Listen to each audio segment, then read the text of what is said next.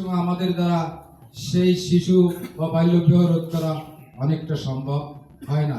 সেই দৃষ্টি আকর্ষণ করব আমাদের আজকের প্রধান অতিথি বিশেষ অতিথিদের থেকে। আমরা কোনভাবে শিশু নির্যাতন ও বাল্যবিবাহ রোধের আমরা কি পন্থা অবলম্বন করতে পারি।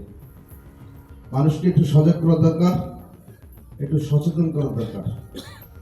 এই সমাজে যারা অন্যায় করে, অপরাধ করে, মাদক সেবন করে, জুয়া খেলে, বাল্য বিবাহ সম্পাদন করে,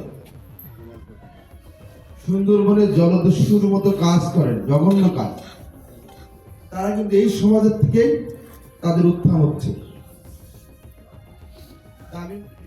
আমাদের মাননীয় পুলিশ সুপারের নির্দেশনা হচ্ছে কোন ধরনের অন্যায়কে সাপোর্ট করা যাবে না, কোন ধরনের অপরাধকে ছাড় দেওয়া যাবে না।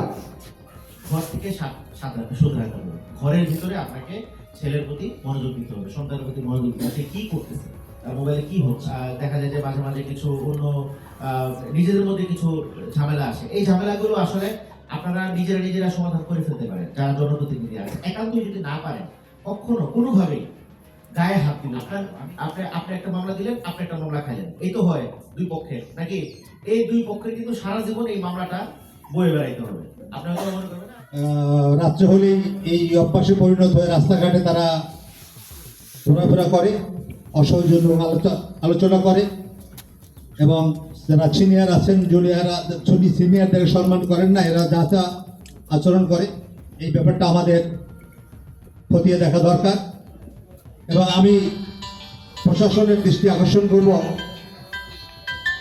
যে রাস্তার পাশে সন্ধ্যার দিকে দেখা যায় ছেলেমেয়েরা ফোন নিয়ে মানে এরকম লাইন দিয়ে বসে টিপাটিপি করে, কি টিপাটিপি করে আমি জানি না। এই দিকটা আমাদের বিশেষ করে আইনশৃঙ্খলা বাহিনীর সাথে সাথে আমরা যারা অভিভাবক বৃন্দ আছি, আমি একটা মতামত প্রকাশ করছি, আমরা যারা অভিভাবক বৃন্দ আছি বা আমাদের যারা বাচ্চা কাচ্চা আছে, আমাদেরও সঠিকভাবে কিন্তু এদিকে লক্ষ্য রাখা দরকার।